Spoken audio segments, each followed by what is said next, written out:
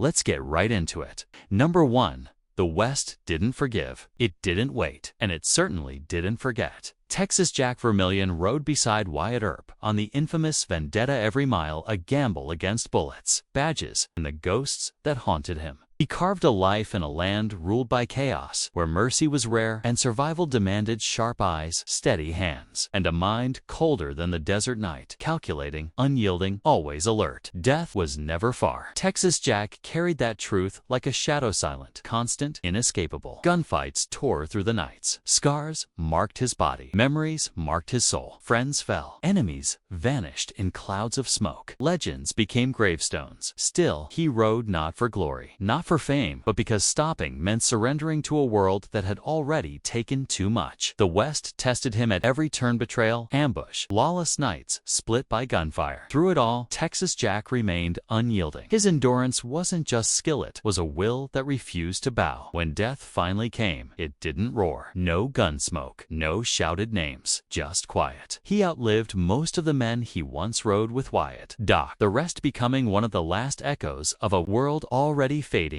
into myth. Texas Jack Vermillion's story isn't about the bullets he survived or the battles he's fought. It's about endurance, defiance, life lived on the edge. He rode, he fought, and in the end, his story refused to die. Number 2. She was neither a traitor nor a spy. Yet on August 18, 1944, at just 23 years old, Simone Touseau was dragged through the streets of Chartres. Her head shaved, her infant daughter clutched to her chest. She was punished, not for treason, but for love.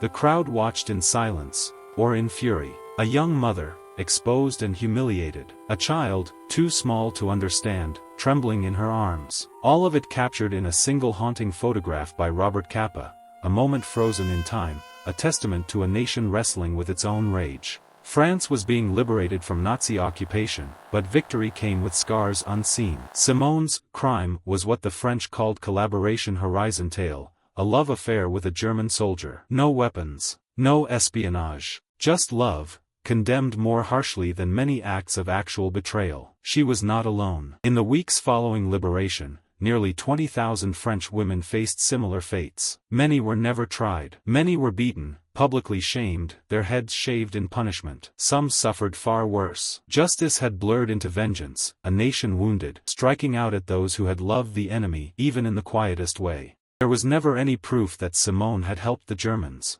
Her love, and the child born from it, were enough to seal her fate. After that day, she lived quietly, in isolation, in suffering, carrying the shame of a nation that could not forgive love. She died in 1966, at just 44 years old. Wars are remembered in history books, dates, victories, treaties. But the shadows of victory, the shame, the silent punishments, the lives quietly scarred, those are the stories too often forgotten. The crowd's applause, the headlines, the soldiers marching home, they do not tell the stories of those left behind. Simone Touseau's life reminds us that sometimes history's cruelty is not measured in bullets, but in the eyes of those who condemn love. The child she carried that day, the unwilling witness, grew up in the shadow of a nation's fury. And yet, her story survives, a quiet testament to endurance, sorrow, and the human cost of war. We remember the victories. We honor the fallen. But we must also remember those whose lives were torn apart in the silence between history's lines. Because history is never just what the books say. It is what we choose to see and what we choose to forget. Number 3. History remembers the Battle of Antietam as the bloodiest single day of the Civil War, but it forgets the 14-year-old girl who turned her farmhouse into a hospital. The American Civil War was tearing the nation apart. And in the small town of Shopsburg, Maryland, silence was no longer peace, it was a warning.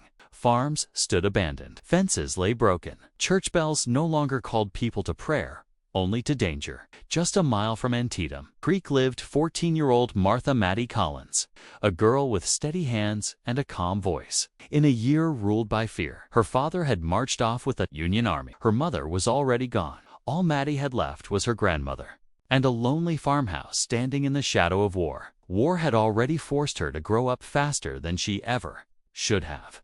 On a warm September afternoon, the ground began to tremble, not from thunder, but from cannon fire. The Battle of Antietam had begun. It would become the bloodiest single day in American history. Within hours, the narrow road beside Mattie's farm filled with wounded men. Some limped, Some were carried. Some collapsed where they stood. Field hospitals were overwhelmed.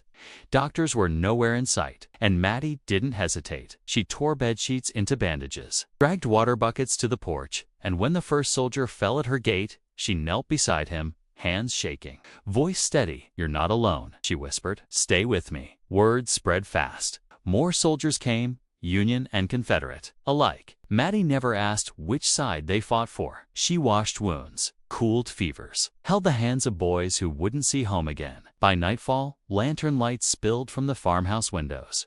The floors were stained with mud and blood, and still, she moved from one life to the next. Late into the night, a wounded Confederate boy, barely older than Mattie, looked up at her and asked, "Why help me? I'm the enemy." Mattie shook her head. "Not tonight," she said softly. "Tonight, you're just someone hurting." When doctors finally arrived at dawn, they were stunned. Dozens of men were still alive because a 14-year-old girl refused to turn anyone away. Years later, soldiers would write letters to her father, telling him what his daughter had done that day. He kept every one. History books rarely mention Martha Mattie Collins. Her name never made headlines.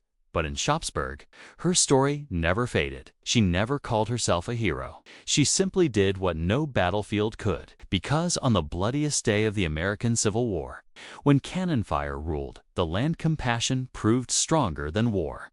That's all for today. But stories like this never really end. More moments from history, quiet, powerful, and often forgotten, are still waiting to be told. If you'd like to be here for them, subscribe, and I'll see you in the next story.